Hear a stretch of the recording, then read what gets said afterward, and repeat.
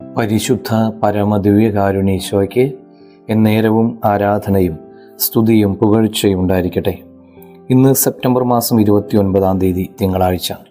പുതിയൊരു പ്രഭാതം നൽകി നമ്മെ അനുഗ്രഹിക്കുന്ന നല്ല തമ്പുരാന് നന്ദി പറഞ്ഞുകൊണ്ട് ഈ ദിവസം ആരംഭിക്കാം. ഇന്ന് തിരുസഭയിൽ മുഖ്യദൂതന്മാരായ വിശുദ്ധ ഗബ്രിയേലിൻ്റെയും വിശുദ്ധ മിഖായേലിൻ്റെയും വിശുദ്ധ റഫായേലിൻ്റെയും തിരുനാൾ കൊണ്ടാടുന്ന ദിവസം. ദൂതന്മാരുടെ സംരക്ഷണം ഇന്ന് പ്രത്യേകം നമുക്ക് പ്രാർത്ഥിക്കാം.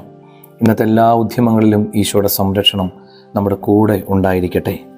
യോഹന്നാൻ്റെ സുവിശേഷം 1-ാം അധ്യായം 47-ാം വചനം ഇന്ന് ധ്യാനിക്കാം. നഥാനയേൽ തൻ്റെ അടുത്തേക്ക് വരുന്നത് കണ്ട് യേശു അവനെപ്പറ്റി പറഞ്ഞു, ഇതാ നിഷ്കപടനായ ഒരു യഥാർത്ഥ ഇസ്രായേൽക്കാരൻ. ഹൃദയങ്ങൾ കാണുന്ന കർത്താവാണ് നഥാനയേലിനെ കുറിച്ച് നിഷ്കപടനായവൻ എന്ന് സാക്ഷ്യപ്പെടുത്തിയിരിക്കുന്നത്. മാലാഖമാർക്ക് സദൃശ്യമായൊരു ജീവിതം ഭൂമിയിൽ ജീവിച്ച വ്യക്തി.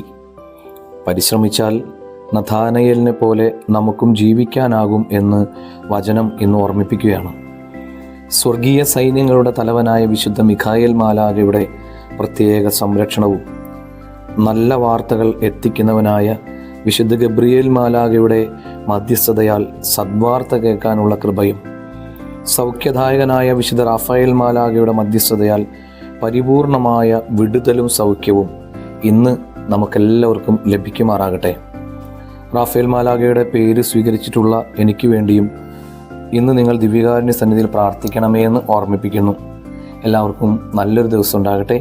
നമ്മുടെ കർത്താവ് ഈശോ മിശിഹായുടെ കൃപയും പിതാവായ ദൈവത്തിൻ്റെ സ്നേഹവും പരിശുദ്ധാത്മാവിൻ്റെ സഹവാസം ഉണ്ടാകട്ടെ, ഇപ്പോഴും എപ്പോഴും എന്നേക്കും. ആമേൻ.